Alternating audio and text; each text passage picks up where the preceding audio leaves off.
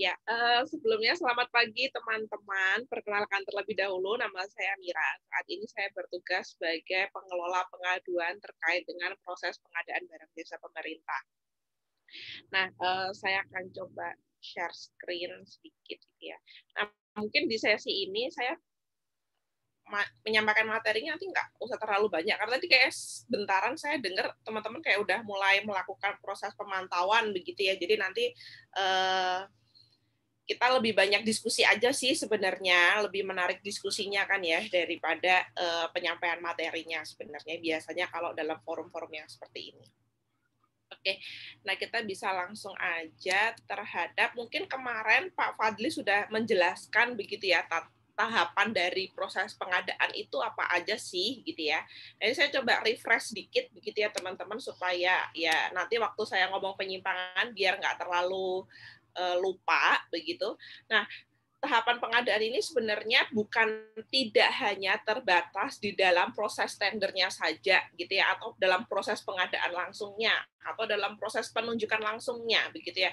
Bahwa kalau kita ngomong terkait dengan tahapan pengadaan ini dimulai dari proses perencanaannya. Perencanaannya itu apa? Sorry.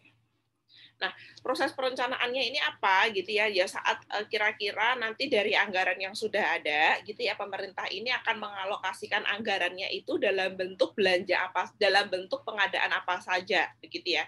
Nah, ini biasanya nanti kita bisa lihat apa sih bentuk dari output perencanaan pengadaan. Outputnya adalah penayangan paket pekerjaan di aplikasi Sirup begitu ya. Jadi sebetulnya setiap awal tahun gitu ya, seluruh kementerian, lembaga maupun pemerintah daerah ini diminta untuk mengumumkan dalam satu tahun itu instansi tersebut akan melakukan pengadaan apa saja gitu ya. Jadi mengumumkannya itu bukan saat mau tender, tapi harusnya di awal tahun ketika anggaran itu sudah disahkan. Lalu berikutnya, kalau sudah ada paket pekerjaannya di Sirup, nah di sini biasanya mulai proses Pokja itu nyiapin gitu ya, nyiapin dokumen pemilihan, atau PPK nyiapin kontrak, nyiapin RAB, nyiapin spek. Nah, ini proses persiapannya gitu ya, yang akhirnya nanti outputnya adalah dokumen pemilihan, teman-teman. Nah, hasil dari dokumen pemilihan tersebut, begitu ya, ini akhirnya akan dilakukan proses tendernya gitu. Nah, proses tendernya ada di sini nih, proses pemilihan penyedia. Tender sendiri kan tahapannya ada banyak ya, ada pengumuman, ada pemberian penjelasan, ada pemasukan penawaran, evaluasi, sanggah, dan penetapan pemenang. Nah, ini semuanya ada di poin 3. Kalau sudah dapat pemenang, barulah si pemenang itu melaksanakan pekerjaannya sesuai kontrak. Selesai melakukan pekerjaan, dilakukan proses serah terima dan pembayaran. Jadi sebenarnya kalau kita ngomong alur dari pengadaan ini luas, dari proses perencanaan, begitu ya, sampai dengan di tahap proses serah terima dan pembayaran. Jadi emang panjang. Jadi kalau misalnya teman-teman per hari ini baru ngawasin lewat LPSE, sebenarnya hanya ada di satu part poin 3 ini saja gitu ya, belum sampai dengan 1, 2, 4, 5. Tapi kalau bisa melihat sampai dengan pelaksanaan begitu ya, berarti akhirnya teman-teman ini sudah mengawasi di bagian poin 3 dan poin 4 begitu. Nah, ini silahkan dicek sebenarnya kalau pengaduan bisanya di tahap apa misalnya begitu ya. Sebenarnya pengaduan maupun proses penyimpangan yang terjadi bisa dilakukan, bisa saja terjadi di setiap tahap dari pengadaan ini gitu ya teman-teman. Nanti tinggal kita lihat polanya sebenarnya diaturnya dari mana gitu ya. Diatur di proses tendernya, di perencanaannya, atau persiapan, atau jangan-jangan nanti yang diatur di proses serah terimanya gitu ya. Nah, tools untuk saat ini sebenarnya LKPP sudah mengembangkan banyak aplikasi begitu ya yang mungkin sama-sama bisa untuk dilakukan pemantauan. Nah, tadi saya sudah bilang kalau di perencanaan sebenarnya kita ada Sirup gitu ya. Nah, di proses pemilihan sebenarnya teman-teman ini bisa ngecek proses pemilihan maupun barang-barang yang akan dibeli di katalog melalui dashboard ini ya. LPSE ini untuk mengawasi jalannya proses pemilihan, khususnya untuk yang tender gitu ya teman-teman. Lalu kalau katalog ya gitu untuk mengawasi misalnya teman-teman menampilkan informasi barang-barang apa saja yang bisa dibeli oleh pemerintah secara bebas melalui marketplace. Nah, itu adalah katalog begitu ya. Lalu ada juga sikap. Jadi sikap ini seperti daftar penyedia yang sudah terverifikasi ya. Jadi kalau mau lihat informasi-informasi penyedia gitu ya, mungkin teman-teman bisa ngecek ke aplikasi Sikap gitu ya. Nanti ada profilnya tuh kayak misalnya informasi umum lah terkait dengan perusahaan terkait dengan perusahaan tersebut, pernah menang berapa kali, jenis usahanya apa gitu ya. Sebagian perusahaan sudah mulai masuk ya, udah banyak juga yang mulai mengupdate data informasi perusahaannya di dalam dashboardnya Sikap ini, sistem informasi kinerja penyedia begitu ya. Lalu kalau misalnya teman-teman ingin melakukan misalnya secara umum gitu ya, secara umum profil pengadaan nasional ini seperti apa sih?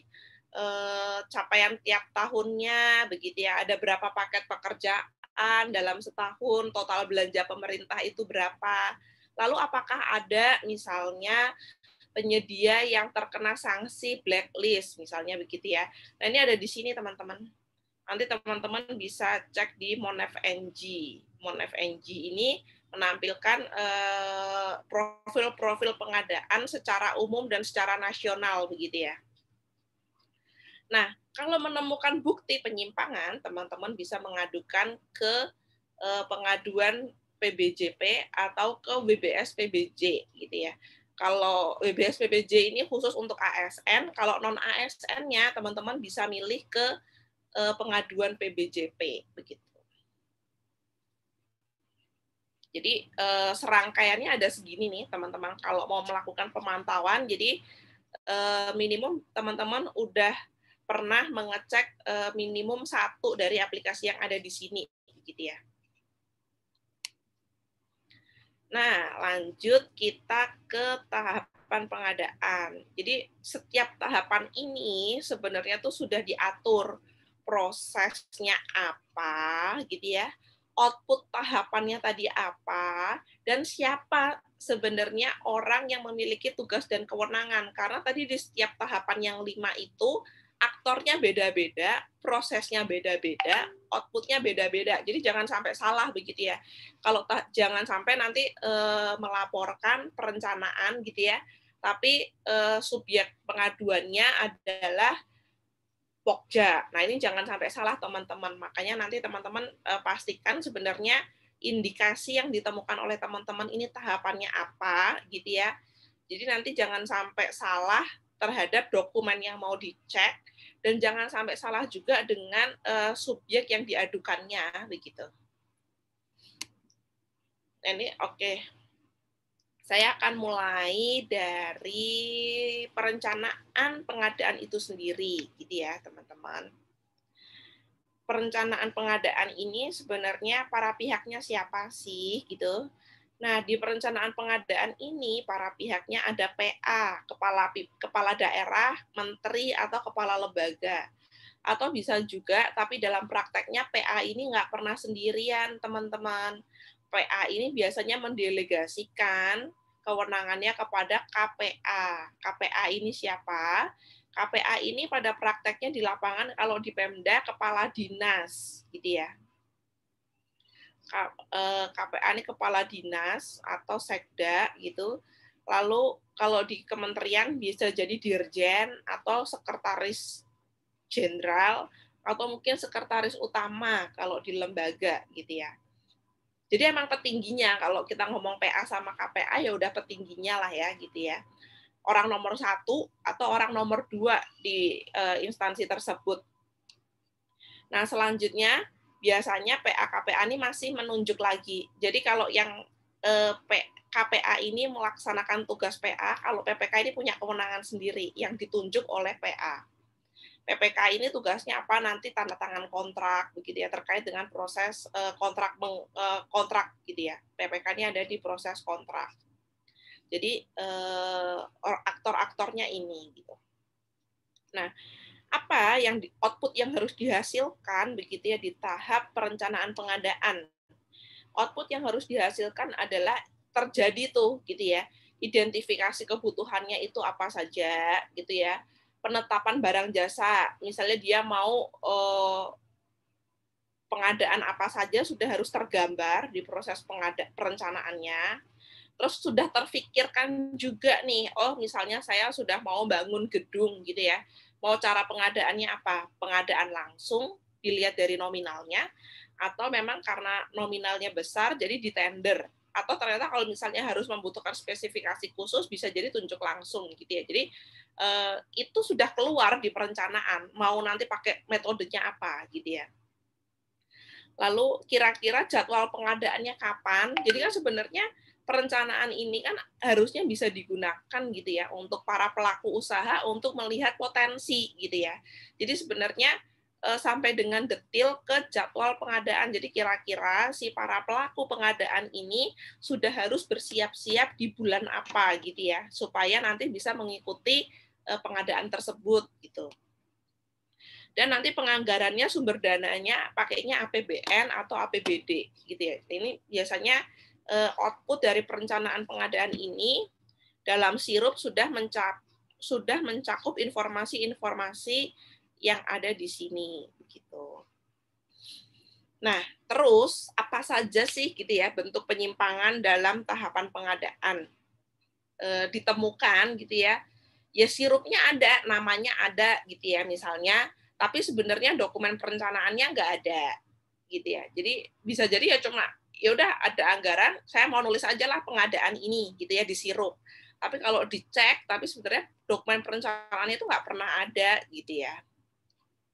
Dasarnya apa, speknya apa, volumenya, rencananya berapa itu belum ada. Itu nanti ketika mau lelang baru akhirnya dibikin oleh para pengelola. Jadi kadang dokumen perencanaan itu tidak bebarengan dengan pengumuman RUP-nya. Nah, ini yang sering menjadi temuan gitu ya.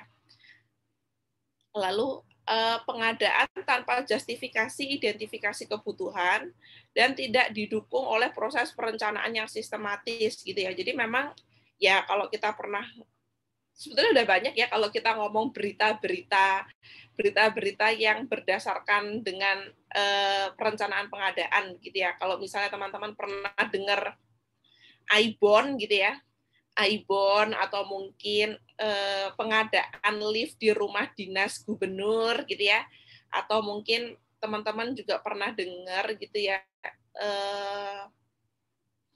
UPS itu sebenarnya sumber-sumber data pemantauannya ada di proses perencanaan gitu ya. Jadi memang ya perencanaan itu main nulis aja mau ada belanja bahan misalnya ya udah beli ATK berapa gitu ya. Makanya dia langsung aja tuh nulis IBON berapa gitu ya. Karena memang mereka tidak memiliki justifikasi identifikasi kebutuhan yang jelas gitu ya. Nah, ini yang sering proses penyimpangan-penyimpangan yang terjadi di proses perencanaan pengadaan. Atau misalnya di awal dia itu nggak paham nih, misalnya nggak paham kalau misalnya angkanya sekian pakai cara pengadaan yang tepat itu apa gitu ya. Kadang gitu ya, kadang itu orang bikin aja gitu kalau di atas 200 itu tuh tender gitu ya. Padahal metodenya nggak hanya tender gitu ya. Bisa jadi kalau di atas 200 tapi harus dicek lagi misalnya. Kalau ternyata secara nasional penyedianya cuma satu gitu ya, yang ngapain di tender gitu ya. Karena tender pasti akan gagal gitu ya. Bisa jadi harusnya dia tunjuk langsung kalau ternyata di nasional penyedianya cuma satu, atau mungkin pemegang lisensi. Pemegang lisensi mah nggak usah di tender gitu ya. Karena kalau seandainya di tender, yang ada juga persekongkolan yang diatur si pemegang lisensi itu sebetulnya. Kalau emang udah konsepnya lisensi, ya sudah tunjuk langsung saja gitu ya ke distributor tunggal, distributor utamanya, atau ke prinsipal seperti itu. Jadi masih banyak ya di lapangan mereka itu benar-benar takut kalau nggak tender. Jadi seolah-olah tetap semuanya akan diusahakan menjadi tender, yang sebenarnya ada juga, sebenarnya ini mah nggak cocok tender gitu ya. Cocoknya sebenarnya malah justru dia itu peruntukannya penunjukan langsung, misalnya gitu. Atau sebenarnya barangnya sebenarnya ada kok di katalog gitu ya. Ngapain sih mereka harus tender lagi? Katalog itu kan mudah ya teman-teman ya. Seperti kita belanja di Tokopedia aja gitu ya, main klik, klik, klik, selesai.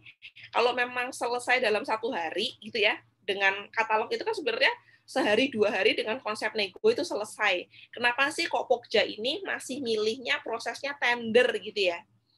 Ya kalau katalog aja ada kok dia masih sukanya tender yang sebenarnya makan waktu sekitar 3 minggu. Nah ini jadi banyak hal gitu ya yang mungkin bisa digali kok kenapa ya memilih cara pengadaannya seperti itu begitu. Nah, ini biasanya banyak ya, intervensi negatif dalam penganggaran pengadaan. Nah, ini kan biasanya bisa jadi kalau kayak gini emang udah di level atas, di level penganggaran.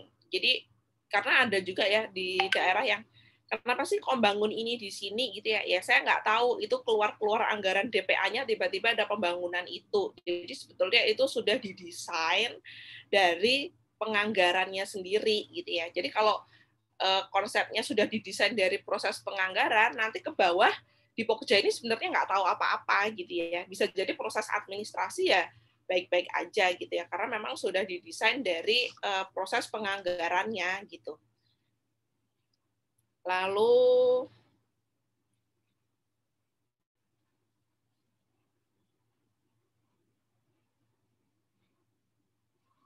jadi ya sering juga ya tadi karena ada intervensi, jadi penganggarannya ya perhitung-hitungannya nggak akan tepat begitu ya.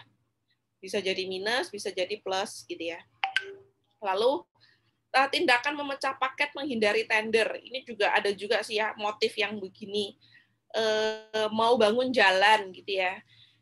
Karena dia nggak mau tender, akhirnya jalan itu saya pernah sih nerima pengaduan yang seperti itu ya. Jadi karena sebenarnya si Pokja ini atau mungkin Satker ini tuh menghindari tender, bangun jalan akhirnya dipecah-pecah tuh tahap 1, tahap 2, tahap 3, tahap 4 gitu ya. Yang harusnya habisnya 800 juta gitu ya. Ini jadi paketnya 199, 199, 199, 199 gitu ya.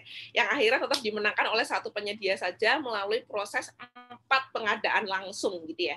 Jadi ya harus dilihat lagi nanti di lapangan itu bagaimana gitu ya teman-teman. Karena prakteknya pernah ada juga gitu ya, emang sengaja melakukan pemecahan dia karena memang nggak pengen di tender. Jadi sengaja aja itu paketnya pembangunan ruas jalan A tahap 1, pembangunan ruas jalan A tahap 2, pembangunan ruas tahap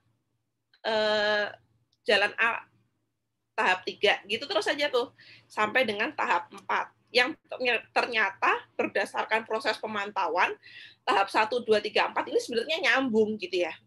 Jadi prakteknya nanti silahkan teman-teman juga bisa mengelaborasi sampai dengan ke situ begitu ya. Ini prakteknya banyak sih ya kalau yang memecah paket, tapi memang karena proses, jadi emang proses pengadaan langsung ini kan belum semuanya tercatat ya teman-teman. Jadi proses pemantauannya benar-benar harus melihat ke proses pelaksanaan kontraknya begitu. Jadi tidak bisa mengandalkan di proses perencanaannya saja. Makanya sebenarnya tadi kalau kita lihat di aplikasinya, teman-teman mungkin harus mengecek 1 atau 2 aplikasi untuk mematangkan konsep pengawasan yang dilakukan oleh teman-teman begitu. Nah, perhitungan waktu proses pengadaan yang tidak cermat. Nah, diawasin aja lah teman-teman kalau memang masih ada tender konstruksi gitu ya yang dilakukan di bulan-bulan ini. Ini bulan apa nih? Udah akhir September gitu ya. Konstruksi baru ditender di akhir September gitu ya. Padahal tendernya sendiri makan waktu 1 bulan, yang otomatis baru bisa tanda tangan di bulan Oktober. Akhir tahun anggaran itu kan cuma sampai dengan Desember. Apa iya bangun gedung cuma habis waktu 1 atau 2 bulan. Nah, kemungkinan ini akan dia nantinya ujungnya gitu ya, akan serah terima fiktif, akan telat, atau mungkin bahkan sebenarnya fisiknya udah dicicil duluan gitu ya, tendernya belakangan. Nah, ini silahkan dilihat sih di lapangannya gitu ya. Kalau memang masih ada ya khususnya biasanya ini tender-tender yang dilaksanakan di akhir tahun nih. Di bulan November masih ada tender apa iya begitu ya.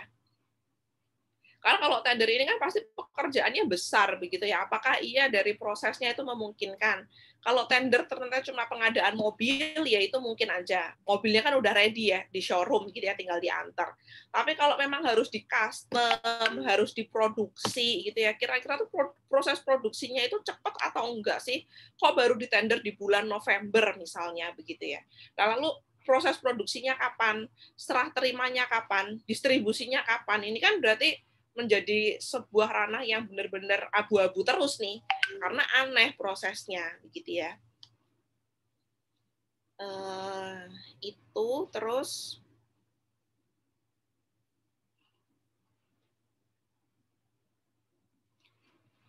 ya pengangkatan pelaku pengadaan zaman dulu. Ini saya nggak tahu teman-teman mau mengawasi paket pekerjaannya dimulai dari tahun berapa ya. Zaman dulu ya ada juga sih ya.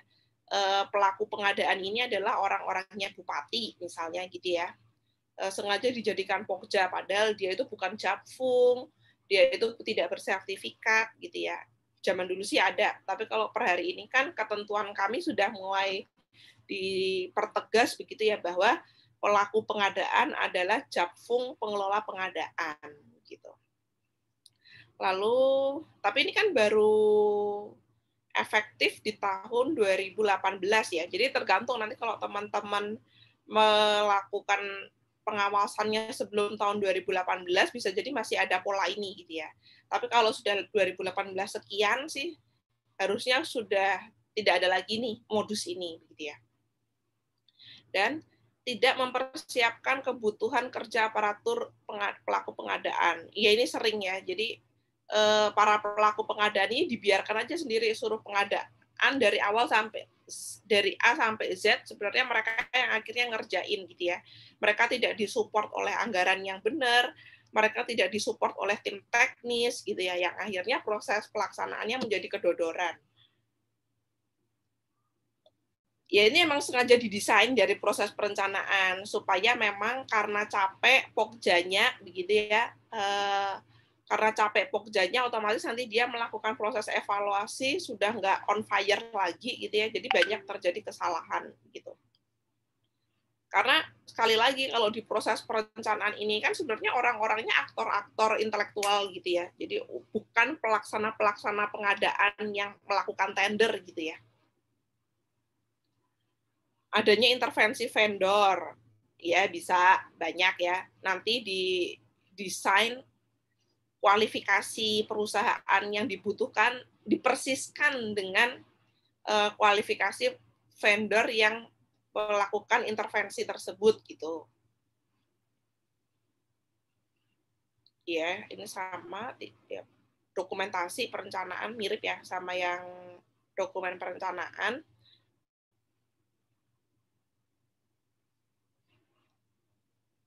Ya, pihak ya ini masih ya cuma nyuruh-nyuruh orang aja gitu ya. Orang-orang yang sebetulnya nggak paham untuk melakukan proses perencanaan, atau ini yang paling sering nih teman-teman, melakukan pengadaan langsung tanpa RUP, atau mengumumkan RUP-nya. Tadi kan sebetulnya kalau kita ngomong RUP karena akan difungsikan oleh pelaku usaha ini melihat potensi pengadaan begitu ya, itu kan harusnya di awal tahun, tapi prakteknya enggak begitu ya teman-teman. Ada juga RUP-nya itu baru dibuat 1 menit sebelum pengumuman tender gitu ya.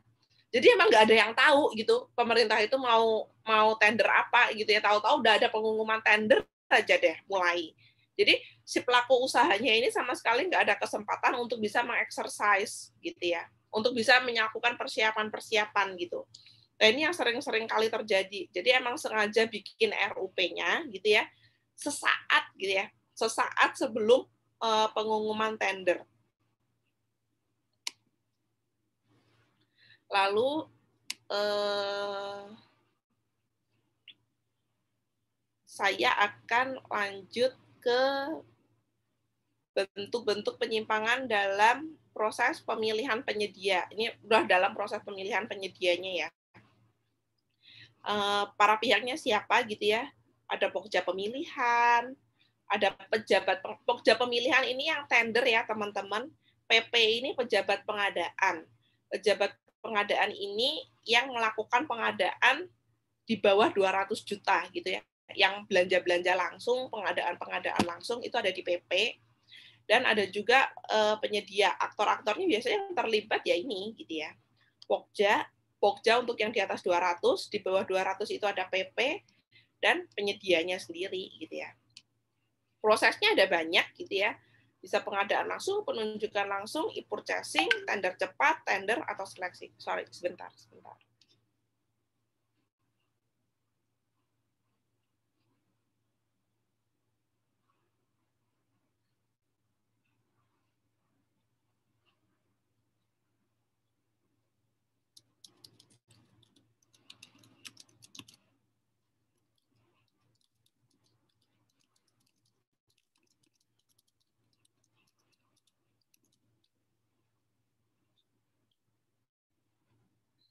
Ya, lanjut. Bentuk-bentuk penyimpangan dalam proses pemilihan gitu ya. Nanti teman-teman bisa cek sih sebenarnya di, mungkin aku coba sambil interaktif ya, aku coba untuk buka dulu tadi proses perencanaan itu seperti apa sih gitu ya.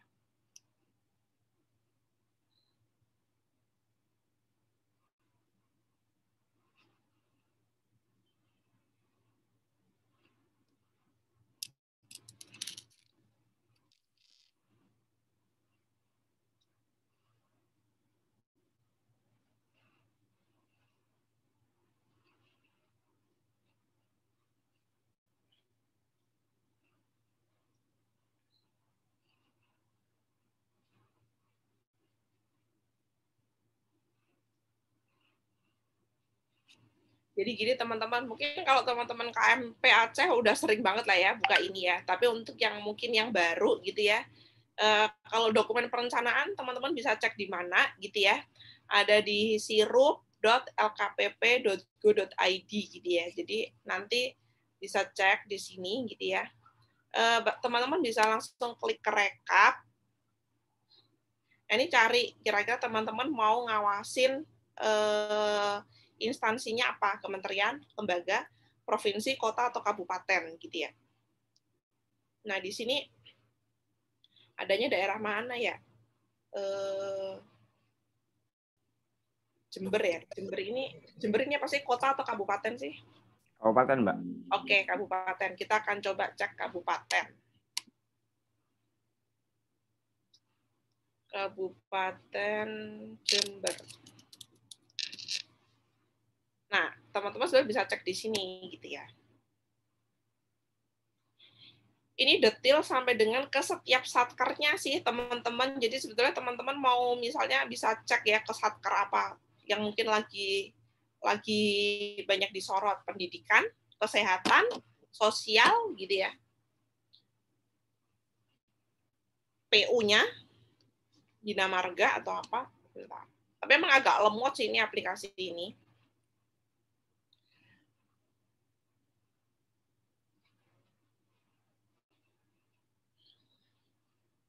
Iya Mbak, akhir-akhir ini memang agak sulit diakses ya Mbak. Aku juga lagi tracking yang di Kemenkes.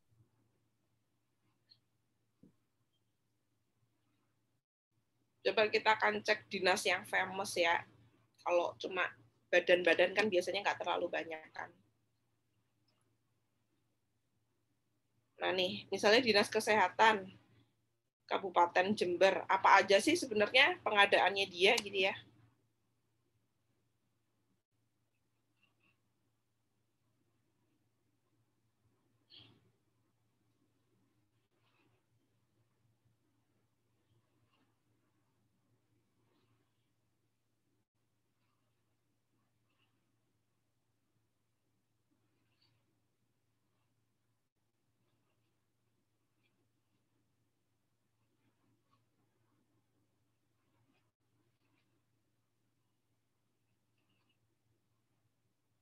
Oh, nah ini dia ada kelihatan nih.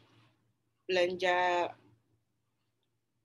ATK 200 juta, pengadaan langsung, bikin bangunan kesehatan gitu ya, habisnya direncanakan 900 juta. Belanja alkes nih 5 miliar. Jadi teman-teman bisa lihat ke sini sih, belanja alkes 10 miliar gitu ya. Teman-teman bisa lihat ke sini nih, kira-kira dia mau di awal tahun ya. Di awal tahun sebenarnya si Pemda ini tuh mau pengadaan apa aja sih gitu ya. Ini kalau dilihat lumayan tertib sih dinas kesehatannya gitu ya, banyak paketnya. Lalu bisa juga dicek buat teman-teman yang ada di Jember gitu ya. Ada nggak nih dinas yang nggak ngumumin sama sekali? Misalnya nih, Dinas Pemuda dan Olahraga, anggarannya dia berapa sih? Kok cuma sampai paketnya cuma 4 doang gitu ya? Karena di sini sebenarnya semua paket yang diadakan di tahun itu menggunakan semua metode gitu ya. Bukan hanya yang ditenderkan saja yang diumumkan. Walaupun pengadaan langsungnya masih manual, tapi pengumumannya tetap harus diumumkan gitu ya teman-teman. Karena kan ini potret yang akan memberikan informasi kepada pelaku usaha. Kira-kira dalam setahun instansi tersebut itu butuhnya apa aja sih? Jadi si pelaku usaha ini supaya bisa menyiapkan dirinya gitu ya. Nih, apa iya cuma segini doang? Berarti anggarannya dia berapa nih? Nggak sampai 400 juta gitu ya. Apakah benar begitu gitu ya? Nah, ini silakan teman-teman kalau memang mau fokus ke proses perencanaan bisa detil-detil melihatnya sampai ke sini begitu ya, karena per hari ini sebenarnya kami di LKPP belum bisa sampai dengan melihat secara detil begitu ya. Jadi memang kalau misalnya ngomong masih perlu nggak peran masyarakat, masih perlu banget buat melakukan proses pengawasan yang seperti ini begitu ya teman-teman ya. Karena kalau detil-detil gini kan biasanya teman-teman CSO gitu ya yang lebih aktif, yang lebih militan untuk melakukan tracking terhadap setiap paket-paket tersebut gitu ya. Nah, itu satu yang proses perencanaan. Nah, sekarang mungkin kita sambil nengok gitu ya. Sebetulnya LPSE aja misalnya gitu ya. LPSE mana ya kita cek, ada yang dari Aceh, kita akan coba LPSE Provinsi Aceh. Nah, kalau sirup ini dashboardnya cuma satu doang tadi ya, teman-teman. Tapi ketika kita ngomong LPSE, gitu, ketika kita ngomong LPSE, dashboardnya jadi banyak, gitu ya. Karena setiap daerah punya LPSE-nya sendiri-sendiri. Mana nih?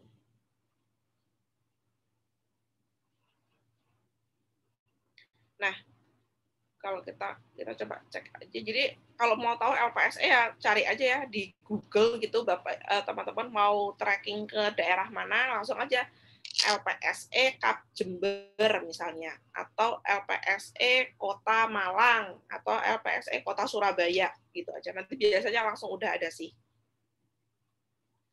Nah, ini yang ada di halaman muka, ini adalah paket-paket yang sedang aktif gitu ya. Tapi kalau mau lihat total paketnya ada di cari paket. Nah, dicari paket. Nah, teman-teman ini kalau mau melakukan proses pengaduan gitu ya, teman-teman ini mandatori harus bisa paham data-data ini gitu ya. Karena nanti kita akan minta beberapa kode untuk disinkronkan gitu ya. Coba aku akan cek salah satu aja yang udah selesai gitu ya. Ada nggak nih ya yang udah selesai? Adalah.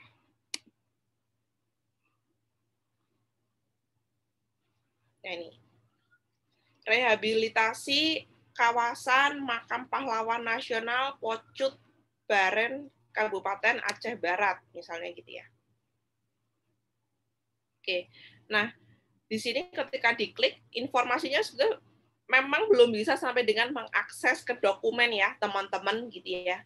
Tapi informasi umumnya secara umum sudah bisa kita publish gitu ya. Kurang lebih misalnya rencana RUP-nya sudah ada, lalu pakai metode tendernya apa sudah ada, pagunya berapa, HPS-nya berapa gitu ya. Lalu kualifikasi penyedia yang diminta apa, syarat kualifikasinya apa saja gitu ya. Ini kan udah sampai nulis nih dia. Yang dibutuhkan adalah SBU-nya BG 009 gitu ya. Nah, di tracking juga masih bisa gitu ya, teman-teman. Di tender tersebut siapa aja sih yang ikut tender gitu ya. Yang daftar ada 55, ini cara bacanya gitu ya. Yang daftar ada 55, tapi yang memasukkan penawaran hanya 8 penyedia gitu ya. Jadi kenapa kok bisa banyak ya, bisa aja gitu ya, karena daftar ini kan dia, kenapa dia daftar gitu ya, karena dia pengen download dokumen penawaran. Nah, kalau dibaca ternyata dokumen pengadaan gitu ya. Dan ketika dokumen pengadaannya itu dibaca syaratnya tidak sesuai, ya otomatis dia nggak daftar. Kan konsepnya begitu ya. Nah, yang daftar ini berarti yang dia merasa dia itu memenuhi persyaratan. Hasil evaluasinya gimana di sini? Biasanya udah jelas ya, gugurnya bisa dilihat sih apakah gugurnya ini udah diinformasikan secara detail atau jangan-jangan gugurnya ini masih ada juga sih beberapa dari proses pengaduan ya. Gugurnya ini nggak jelas, teman-teman, cuma nulis tidak memenuhi syarat administrasi. Administrasi yang mana gitu ya? Ya itu nggak dijelasin. Harusnya benar sih ini. Ini kan jelas ya. Merek dan tipe mesin las pada surat perjanjian sewa tidak sesuai dengan faktur pembelian. Nah, ini kan clear ya. Enggak yang cuma nulisnya tidak lulus evaluasi administrasi, ya bagian apanya yang nggak lulus gitu kan ya. Nah, ini juga nanti teman-teman bisa kulik ke situ gitu ya. Pemenang, informasi pemenangnya dipublish sih. Minimum alamat NPWP dan harganya tuh berapa penawaran dia. Ini isi nggak pemenang berkontrak. Iya, sama ya. Gini teman-teman. Jadi kalau mau tracking ke pengadaan yang di tender gitu ya, teman-teman ya mau nggak mau harus bisa baca aplikasi-aplikasi ini gitu ya. Harus bisa mampir lah kurang lebih ke situ. Oke, saya lanjut. Nah, syarat penyedia tadi udah ada ya di syarat yang tadi saya nulis, lihat BG 009 tadi. Biasanya kalau seandainya emang udah didesain itu syarat penyedia itu udah dipersiskan gitu ya, persis sama dengan calon pemenangnya yang dia proyeksikan akan menang. Nah itu biasanya kalau udah persis atau jangan-jangan syarat SBU-nya banyak banget gitu ya, ya itu berarti sudah biasanya sih menjurus ke satu penyedia tertentu yang memang punya SBU sebanyak itu gitu. Tapi nanti tentunya kita akan lihat lagi ke nominalnya ya, nominal pekerjaannya ya. Kalau nominal pekerjaannya banyak gitu ya, ya bisa jadi memang SBU-nya banyak gitu. Tapi kalau nominalnya kecil gitu ya, nggak sampai 10M, apa iya butuh SBU sebanyak itu gitu. Lalu pertentangan kepentingan dalam pemilihan penyedia. Kadang ada ya ternyata misalnya terafiliasi atau mungkin antar penyedia ini kepemilikan sahamnya dikendalikan oleh satu orang gitu ya, direkturnya sama misalnya gitu ya, berarti kan sebenarnya ya dia juga gitu ya, satunya hanya sebagai penawaran pendamping kan sifatnya kadang kayak gitu ya. Lalu dokumen pemilihan yang tidak reliable, jadi dokumen pemilihannya tuh ternyata nggak jelas atau ya belum bisa menggambarkan gitu ya secara real sebenarnya nanti persyaratan penyedianya itu apa saja, evaluasinya bagaimana gitu ya. Lalu evaluasi penawaran tanpa justifikasi teknis gitu ya. Jadi kenapa kok skornya penilaian itu 70-30, 60-40 misalnya gitu ya. Apa sih pertimbangannya? Nah, ini nggak ada pertimbangannya. Kenapa kok 60-40? Kenapa nggak 80-20 gitu ya? Nah, ini kan harusnya mereka bisa clear ya, menilai, menyandingkan antara nilai pekerja, antara harga penawaran dengan nilai teknis penawaran. Kadang kan ada ya, yang tidak menggunakan sistem gugur gitu ya, itu kan mengkombinasikan antara nilai penawaran dengan teknis penawaran. Nanti menggunakan formulasi tertentu di skor gitu. Karena kan kembali lagi sebenarnya kita itu kan pengennya kualitasnya yang baik dengan harga kalau bisa yang paling murah. Nah, ini akan direformulasi nilai antara penyampaian teknis dan nilai penyampaian harganya gitu. Dibobot sendiri-sendiri. Lalu penjadwalan yang dapat merugikan pihak-pihak tertentu, misalnya pembuktian kualifikasinya gitu ya, tidak dikasih waktu yang cukup untuk penyedia dari luar kota itu menyiapkan perjalanan menuju ke lokasi pembuktian kualifikasi, misalnya begitu. Misalnya terjadi persekongkolan, baik itu vertikal maupun horizontal, proses-proses tidak terdokumentasikan, misalnya dilakukan klarifikasi terhadap penyedia, tapi berita acaranya nggak jelas gitu ya, akhirnya tiba-tiba digugurkan. Loh, kemarin berita acara klarifikasinya bagaimana begitu ya?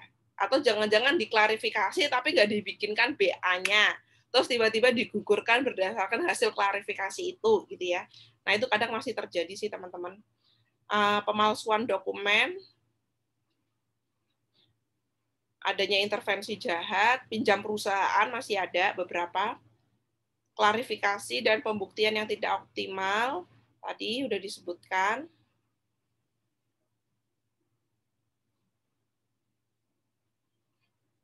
Ya, pengadaan langsung, proses pemilihan dilakukannya direkayasa gitu ya. Direkayasa, ya seolah-olah ada gitu ya, seolah-olah itu ada. Lalu meloloskan pihak-pihak yang tidak memenuhi syarat dan sebaliknya. Nah, sebelum saya ke pelaksanaan kontrak dan serah terima pembayaran, baru di 2 tahap itu sendiri teman-teman sudah ada yang mau didiskusikan dulu nggak? Gitu. Silakan teman-teman jika ada pertanyaan, atau tanggapan, atau pandangan. Tadi kayak udah, waktu saya masuk sih kayak udah kayak pernah melakukan pengawasan gitu ya teman-teman ya. Atau mau Iya, kita Mbak. lanjut dulu sampai akhir? Lanjut dulu aja, Mbak. Nggak apa-apa, Mbak. Oh, lanjut dulu. Lanjut Boleh. dulu aja. Nggak apa-apa.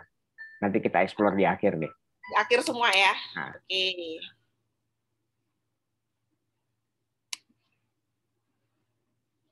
Nah, di pelaksanaan ini sebenarnya teman-teman memang belum bisa difasilitasi melalui yang sifatnya sistem informasi begitu ya. Jadi memang benar-benar mengandalkan teman-teman itu terjun ke lapangan kalau memang mau mengawasi di tahap pelaksanaan kontrak, karena prosesnya saat ini belum terdokumentasi secara sistematis, baik itu tuh progresnya, fotonya, pembayarannya. Jadi emang benar-benar mengandalkan teman-teman ini harus terjun langsung ke lapangan untuk melihat progres dari pelaksanaan kontrak itu sendiri. Kalau udah kontrak, para pihaknya tinggal PPK atau penyedia. Aktivitasnya apa ya? Macam-macam ya.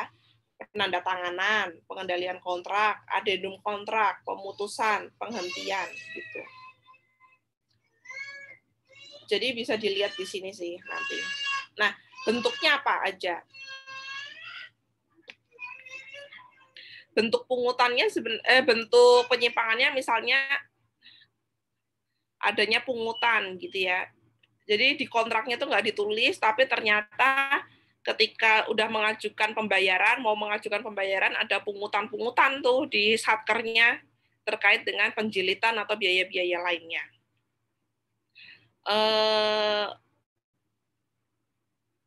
Kontrak ditandatangani tidak reliable gitu ya. Jadi ya memang misalnya yang benar kan sebenarnya para pihaknya itu hadir dalam kontrak terus ditandatangani gitu ya. Jadi clear gitu ya. Nah, karena ada juga gitu ya prosesnya yang nggak tahu, sebenarnya si PPK ini nggak tahu, nggak pernah melihat juntrungannya si direktur gitu ya. Baru setelah di belakang baru tahu, oh direkturnya ini sebenarnya nggak pernah ada gitu ya. Karena proses tanda tangannya itu cuma sengaja dikirim-kirim by post gitu. Lalu jadi mungkin SCM juga tidak dihadiri oleh rapat awal, juga rapat sebelum tanda tangan kontrak berarti juga tidak dihadiri oleh direktur yang berwenang gitu.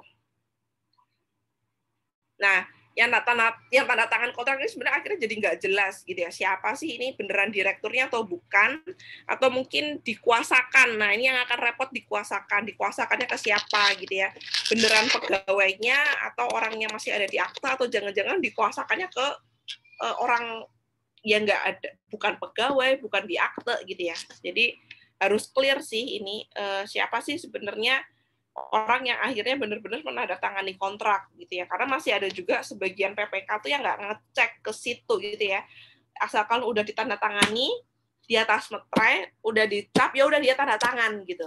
Nah ini yang kadang jadi repot ketika nanti terutama terjadi permasalahan kontrak gitu ya. Jadi sebenarnya para pihaknya siapa nih, kok para pihaknya aja nggak pernah ketemu gitu. Atau tadi pekerjaannya itu sudah dicicil dulu dari sebelum tanda tangan kontrak gitu ya. Pekerjaannya udah dicicil dulu, lalu tanda tangan kontrak tanpa pertemuan tadi sudah disebutkan, tidak dilakukan klarifikasi jaminan. Karena sebenarnya kan ketika tanda tangan kontrak, ini kan penyedia harus mengeluarkan jaminan pelaksanaan gitu ya, sebesar 5%. Nah, ketika sudah dikasih jaminan ini sebenarnya tanggung jawab si PPK itu mengklarifikasi jaminan itu dulu gitu ya ke penerbit jaminan. Jangan sampai ternyata waktu nanti akhirnya pekerjaannya nggak selesai, si jaminan itu dicairkan, ternyata jaminannya ini bodong gitu ya. Yang nggak bisa dicairkan, negara tambah rugi aja gitu ya. Bangunannya udah tambah nggak selesai, jaminan pelaksanaan 5% yang harusnya bisa menjadi pendapatan negara nggak kejadian juga gitu ya. Nah ini harus clear gitu ya. Lalu membuat substansi baru tanpa perubahan kontrak gitu ya. Apaan nih? Jadi main ditambah-tambah aja pekerjaannya, tapi kontraknya tidak dilakukan adendum gitu. Lalu pengalihan pekerjaan yang tidak dapat dipertanggungjawabkan ini sebenarnya modusnya mirip ke pinjam bendera gitu ya. Jadi yang menang siapa, yang kerja siapa gitu ya. Ini prakteknya masih beberapa terjadi, teman-teman gitu ya. Jadi kadang kan teman-teman akan ngelihat ya, yang di papan itu penyedianya siapa, tapi ternyata orang-orang yang bekerja itu pakai seragamnya perusahaannya udah beda lagi gitu ya. Nah itu kadang temuan-temuan yang sering terjadi di lapangan sih di foto-fotonya dalam proses pengaduan begitu ya. Jadi namanya siapa nggak nyambung tuh antara orang yang ada di lapangan dengan nama si pemenang tender tersebut gitu. Ada potensi dia sebetulnya mengalihkan pekerjaan sebenarnya, dikasih lagi ke penyedia yang lain gitu. Lemahnya pengendalian kontrak. Jadi kalau sebenarnya kita ngomong pekerjaan nggak selesai itu kan sebetulnya tidak semata-mata salahnya penyedia aja gitu ya teman-teman. Bisa jadi penyedia emang salah karena dia inkompeten gitu ya. Tapi sebenarnya dalam hal ini PPK ini juga memiliki peran begitu ya, karena dia kan harus bertanggung jawab juga. Kalau sudah tahu ada deviasi, dikasih teguran atau enggak gitu ya. Deviasi ini dikasih teguran atau enggak gitu. Nah, ini harus clear sih gitu ya. Jangan tiba-tiba ternyata sampai di akhir tahun gitu ya, nggak selesai. Bahkan ternyata setelah dicek lagi si PPK ini tuh nggak pernah melakukan teguran, nggak pernah datang ke lokasi, ya dia cuma tanda tangan aja gitu ya. Kalau nggak ada pengajuan pembayaran, ya dia nggak ngecek. Nah ini kan repot kalau udah seperti ini gitu ya, karena ujung-ujungnya nggak selesainya pekerjaan ini walaupun belum dibayar, itu kan konteksnya negara itu tetap rugi ya. Rugi waktu, rugi tenaga, belum tentu tahun depan anggarannya ada juga, bangunannya ini yang harusnya bisa dimanfaatkan untuk layanan publik ya nggak kejadian gitu. Tetap rugi gitu kan. Karena pemerintah membangun itu kan ada tujuannya. Ketika bangunannya nggak selesai, berarti tujuannya nggak tercapai, kan gitu. Lalu, tidak dilakukan pemeriksaan hal-hal, jadi kan biasanya di penawaran itu kan dia akan menawarkan ya personil, alat, dan metode. Nah, di pelaksanaannya, bener nggak kalau dia misalnya ngeklaim ada tenaga ahli arsitektur, ada beneran atau nggak di tenaga ahlinya? Atau jangan-jangan sampai dari awal sampai akhir nih para tenaga ahli ini nggak pernah datang ke lokasi, gitu ya. Ada permintaan pembayarannya, tapi orang juntrungannya itu nggak pernah ada, gitu ya. Lalu Ya tadi tenaga ahlinya fiktif, tenaga ahlinya yang ada di dalam kontrak tidak pernah diperiksa.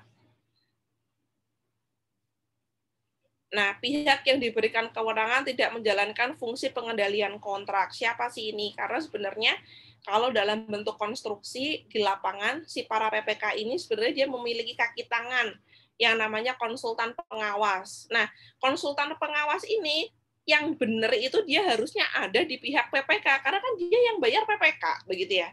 Tapi prakteknya apa? Di lapangan itu masih ada juga malah konsultan pengawas ini kong kali kongnya sama kontraktor gitu ya. Kontraktornya progresnya baru sekian, si konsultan pengawasnya nggak negur gitu ya. Atau sebenarnya progresnya itu baru 30%, tapi si konsultan pengawas sama kontraktornya itu sepakat untuk klaimnya 40%. Jadi yang benar sebenarnya konsultan pengawas ini sebenarnya adalah organnya PPK gitu ya, bukan organnya kontraktor. Yang bayar kan PPK, bukan kontraktor kan gitu ya. Jadi harusnya dia itu bisa menjadi kaki tangan dari PPK yang notabene kalau seandainya terjadi hal-hal yang menyimpang di lapangan yang adanya setiap hari di lokasi proyek ini kan konsultan pengawas ya. Ya dia harusnya berani untuk melakukan teguran terhadap kontraktor. Atau minimum dia harus senantiasa mereport apapun kejadian yang ada di lapangan ke PPK gitu ya. Bukan jadi cincai-cincai di lapangan dengan kontraktor gitu. Nah, ini tahapan kontrak tadi ya, harus ada teguran, rapat pre-meeting gitu ya. Rapat nanti kalau ada keterlambatan harus dirapatkan lagi. Atau jangan-jangan yang paling akhir nih, pemalsuan laporan data pekerjaan. Harusnya baru 80%, klaimnya 100%, atau malah justru klaimnya 90%, begitu. Ini kadang terjadi gitu ya. Nah, ini adalah lanjut gitu ya, kalau kita udah proses pelaksanaannya udah selesai, kita lanjut di proses serah terima dan pembayaran ini sebetulnya ada juga, walaupun nggak banyak ya teman-teman gitu ya, orang aktornya siapa, PPK dan penyedia, terkait apa, serah terima terkait pemeriksaan hasil, tanda tangan berita acara serah terima, pembayaran, dan pemeliharaan. Nah, konstruksi, semua yang konstruksi jalan, gedung, jembatan, irigasi, waduk gitu ya. Itu sebenarnya ada kok masa pemeliharaan. Jadi kalau seandainya di kontraknya itu sampai dengan 31 Oktober gitu ya. Kalau rusaknya itu masih di 3 bulan setelah serah terima gitu ya, 3 bulan pertama nih setelah serah terima, itu si penyedia itu harus memperbaiki sesuai dengan kondisi awal tanpa diberikan tambahan uang gitu ya. Karena ya masa habis diserah terimakan seminggu kemudian rusak. Jadi masih ada garansinya nih gedung atau bangunan apapun selama 3 bulan. Jadi kalau teman-teman menemukan gitu ya, kok rusak sih padahal bangunannya baru 2 bulan, atau kok udah berlubang sih padahal jalannya baru jadi sebulan gitu ya. Ini bisa dilaporkan karena sebenarnya dalam proses 3 bulan pertama itu adalah ini menjadi tanggung jawab penyedia untuk melakukan proses pemeliharaan gitu. Ini pembayaran tanpa prestasi, tidak optimalnya pemeriksaan, rekayasa negatif, tidak memperhatikan tanggung jawab penyedia, khususnya tadi di tahap proses pemeliharaan gitu ya.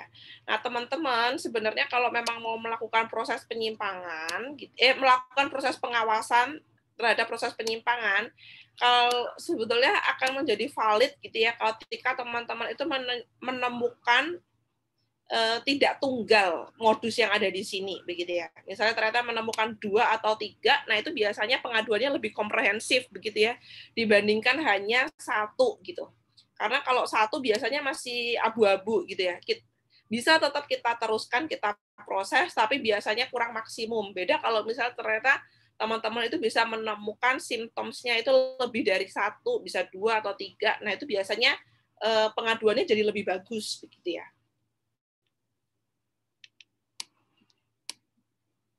Nah, terus kalau kita ngomong ternyata ditemukan ya, misalnya adanya penyimpangannya ini ditemukan, terus habis itu teman-teman ada buktinya juga, misalnya gitu ya, terus mau melakukan proses pengaduan. Proses pengaduannya itu bagaimana sih, gitu ya. Nah, ini kalau kita lihat di Perpres 16 tahun 2018 di pasal 77 gitu, sebenarnya pengaduan masyarakat ini siapapun sebetulnya masyarakat maupun APH itu kalau mau mengadu, ngadunya kemana? Ke APIP-nya terlebih dahulu gitu ya. Dari ngadunya akan ke APIP, tapi sekali lagi harus disertai dengan bukti yang faktual, kredibel, dan autentik. Jadi nggak bisa ngadu tanpa bukti nih teman-teman per hari ini gitu ya. Karena kalau tanpa bukti pasti akan kita kembalikan, kita tutup gitu ya. Jadi kalau mau ngadu kalau sudah ada buktinya gitu ya. Nah, nanti si APIP ini akan menindaklanjuti gitu ya, APIP ini memiliki tugas untuk menindaklanjuti. Jadi APIP yang benar harusnya dia menindaklanjuti pengaduan itu gitu ya. Dan melaporkan. Kalau ternyata ada KKN ke instansi yang berwenang. Ini alur idealnya begini, begitu ya. Tapi kadang teman-teman ini kan tidak memiliki akses langsung ke APIP begitu ya. Nah, kami di LKPP ini memfasilitasi gitu ya buat teman-teman itu untuk bisa melakukan proses pengaduan terkait pengadaan barang jasa melalui portal pengaduan.lkpp.go.id. Tapi memang saat ini kan ini sudah merupakan aplikasi yang lebih baru ya daripada yang sebelumnya. Nah, pengaduan ini mau nggak mau memaksa teman-teman nantinya untuk melek informasi gitu ya. Jadi nggak bisa ngadu misalnya ya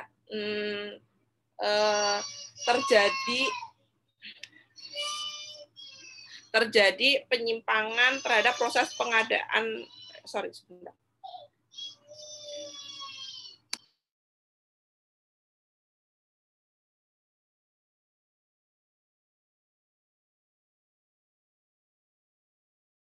Kita tunggu sebentar ya teman-teman. Teman-teman kalau ada pertanyaan silakan dicatat aja dulu, kemudian nanti bisa ditanyakan ke Mbak Mira ya. Mumpung ada Mbak Mira nanti kita bisa tanya-tanya banyak.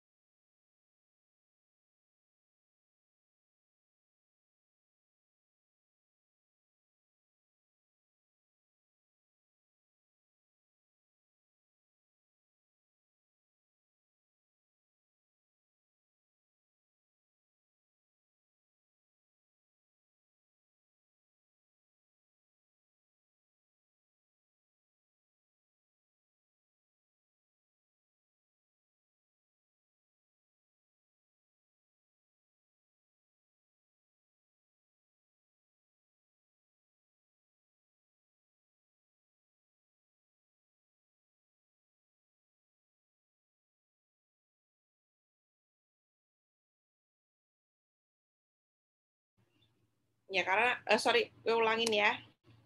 Jadi di portal ini nanti teman-teman itu emang mau nggak mau harus pernah singgah ke LPSE. Jadi nggak pernah bisa kita mendesain yang mengadukan ini sebenarnya adalah orang-orang yang memang sudah paham sistem informasi yang dikembangkan oleh LKPP. Jadi gitu ya. Kalau zaman dulu kan bisa-bisa aja tuh ya kayak ngadunya misalnya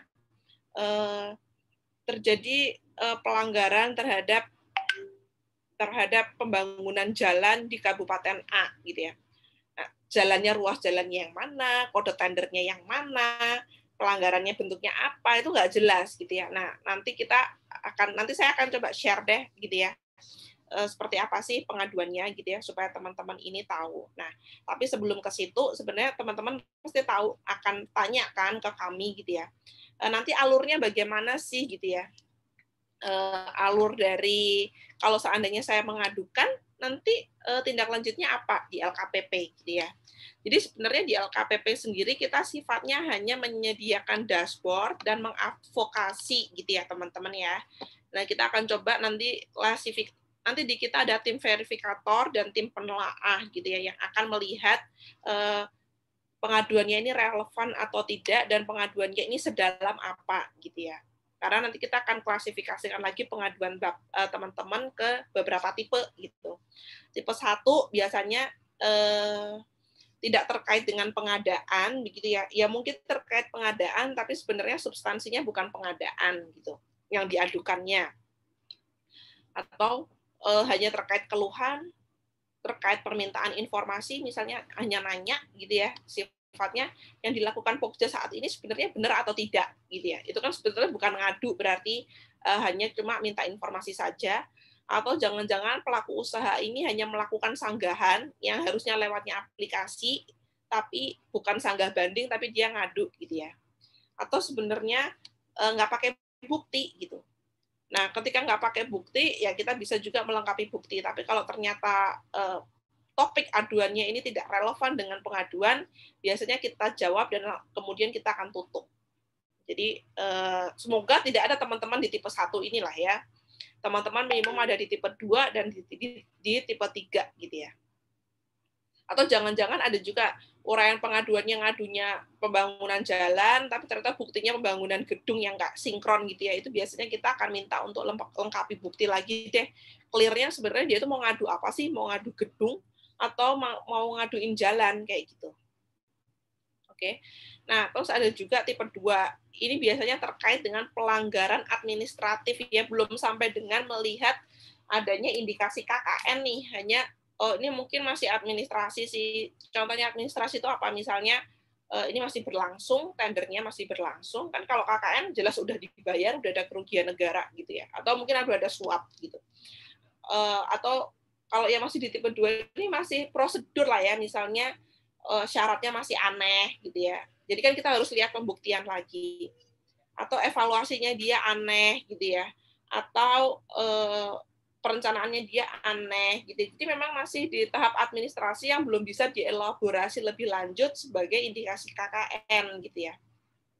Nah, yang terkait hal kayak gini biasanya kita akan mengadvokasi APIP untuk melakukan tindak lanjut karena sebagaimana tadi di Perpres 77 kewenangan untuk menindaklanjuti pengaduan itu sebenarnya adanya di APIP gitu ya. Tapi biasanya kita udah akan ngecek, udah akan menginformasikan ke APIP gitu ya, di tipe 2 ini dalam proses eskalasi ini, kita udah akan info kok ke APIP gitu ya, misalnya ada aduannya ABCD gitu ya, ABCD, buktinya sudah ada gitu ya.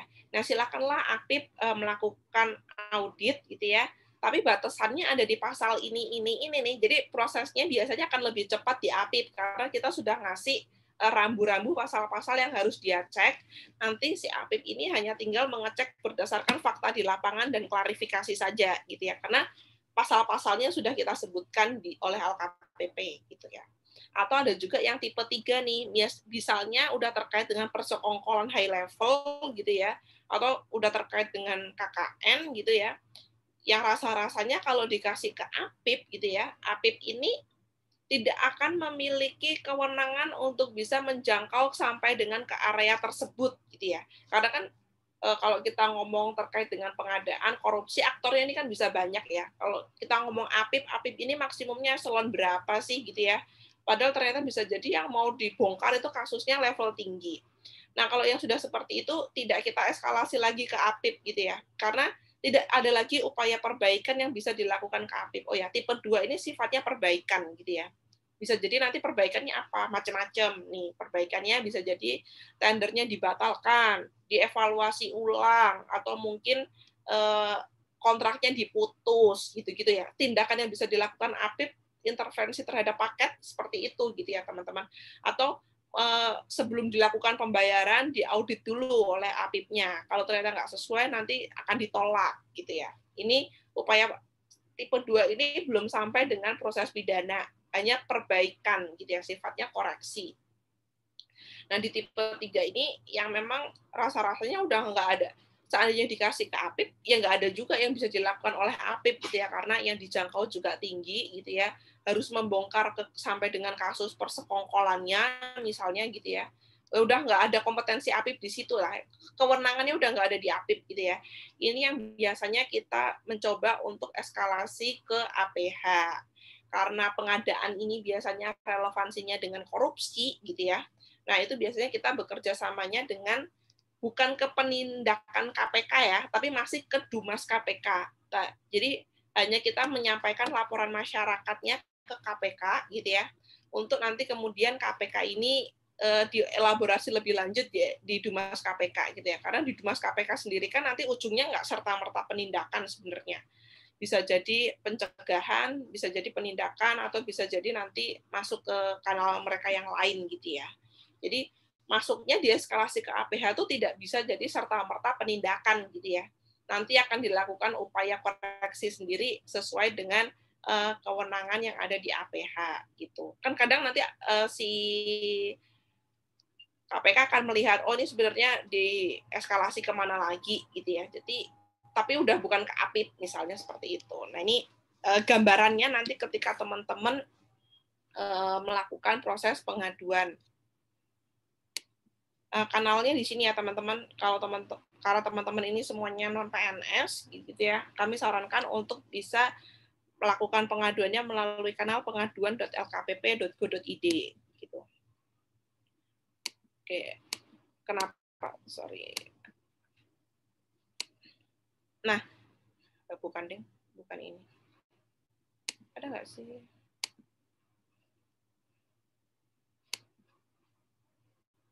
Oh, aku langsung aja kali teman-teman buat buka portal pengaduannya langsung. Ya ini nanti user guide-nya tetap bisa diakses sama teman-teman untuk nanti melakukan step by step pengaduannya. Tapi aku akan cek langsung ke website pengaduannya aja biar langsung kelihatan gitu ya.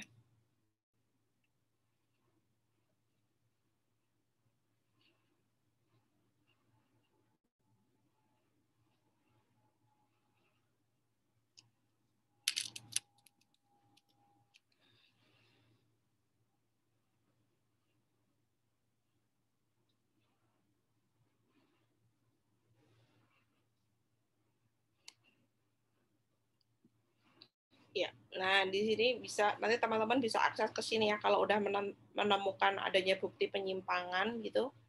Ngadunya ke portalnya pengaduan.lkpp.go.id. Jangan lupa nanti teman-teman daftar akunnya dulu gitu ya. Masukin gitu ya di sini. Ini mandatori untuk kalian memasukkan gitu ya, teman-teman. Jadi walaupun nantinya kalian akan anonim, tapi dalam pembentukannya kalian harus memasukkan data dirinya. Ini sebagai pemenuhan terhadap konsep peran serta masyarakat ya, harus ada informasi ini gitu. Tapi jangan khawatir nanti ketika kalian memang milihnya anonim gitu ya, kita akan menutup informasi data diri kalian gitu kepada seluruh pihak gitu. Nah, ini kalian harus milih dulu kalian mau ngaduinnya itu tender atau non tender gitu ya. Kalau tender kan berarti yang harus ada di LPSE. Tapi kalau ternyata paketnya itu bukan non tender, misalnya pengadaan langsung, misalnya penunjukan langsung, bisa nggak diadukan? Bisa, tapi lewatnya non tender gitu ya. Gini. Jadi pilih aja nanti. Kalian akan dibantu juga oleh sistem gitu ya untuk mencari datanya. Misalnya Aceh Barat. Ngasal aja sini aku. Satuan kerjanya apa? Kesehatan. Dinas.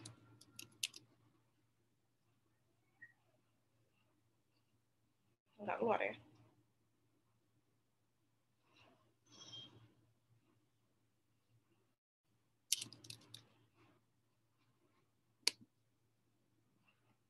Nah, keluarkan dinas kesehatan. Kan mau ngaduin tahun anggaran berapa? 2021 misalnya gitu ya. Cari.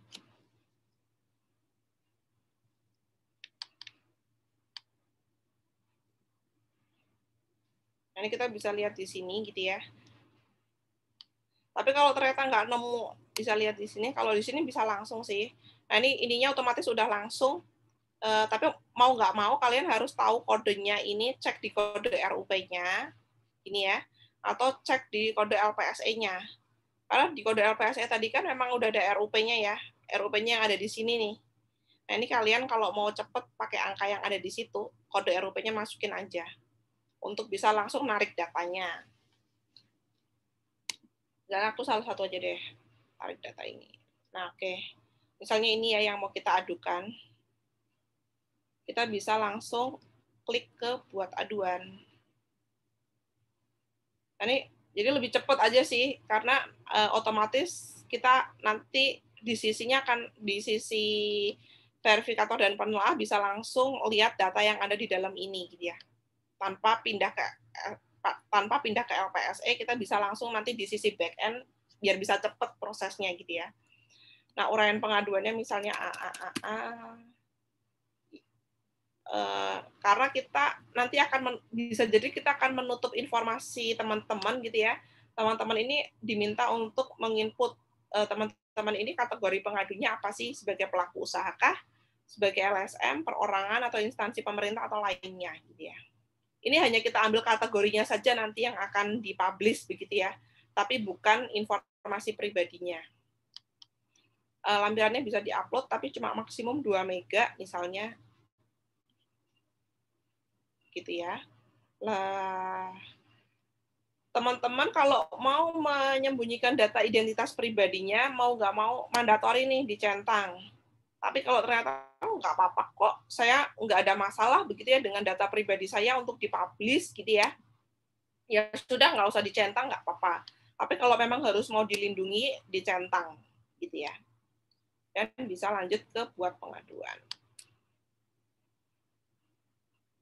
Misalnya begitu. Ini tadi karena aku belum login ya. Kalau udah login sih nggak usah gitu ya. Nah, terus nanti biasanya akan muncul juga pertanyaan, udah cari-cari ini paketnya, kok nggak ada sih di sini gitu ya, mau ngaduin, tetap bisa diaduin, nggak bisa. Jangan khawatir gitu ya.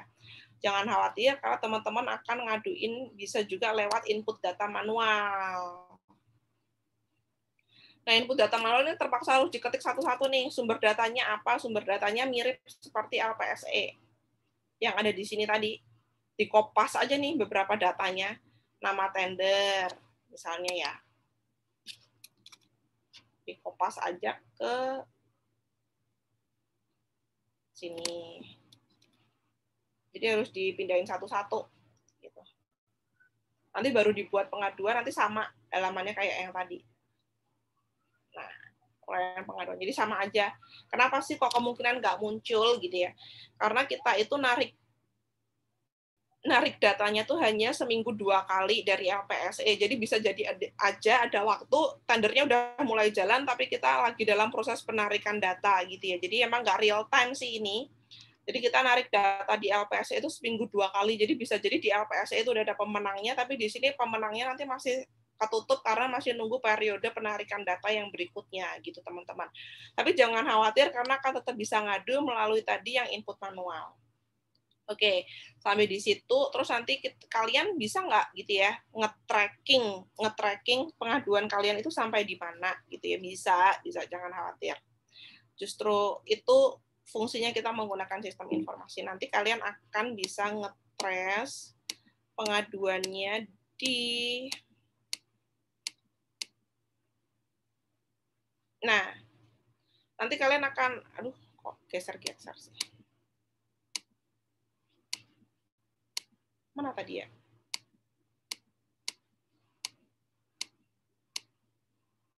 Nah, ini.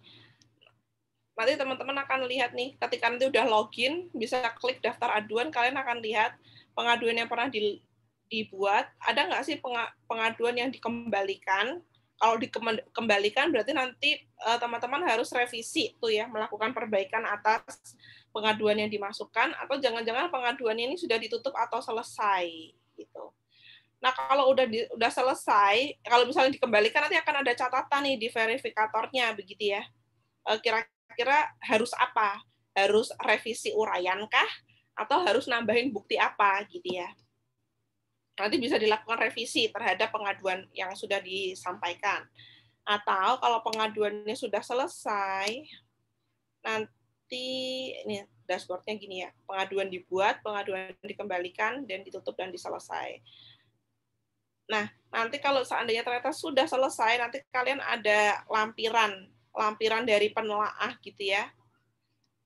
Nanti akan keluar tuh suratnya. Jadi surat informasi yang respon berdasarkan pengaduan yang disampaikan oleh teman-teman. Nanti akan muncul responnya, bisa jadi responnya itu dijawab gitu ya, atau bisa jadi nanti responnya itu berupa surat ke APIP. Jadi surat yang kita sampaikan ke APIP tetap kita sampaikan lagi kepada pengadu gitu ya. Karena nanti akan ada jelas tuh, nanti pengadu juga tahu, oh pendapatnya LKPP itu apa, nanti ketika ada tindak lanjut dari APIP gitu ya, di cross check aja terhadap pendapatnya LKPP, sama atau jangan-jangan nanti hasil audit APIP berlawanan dengan pendapat LKPP begitu ya.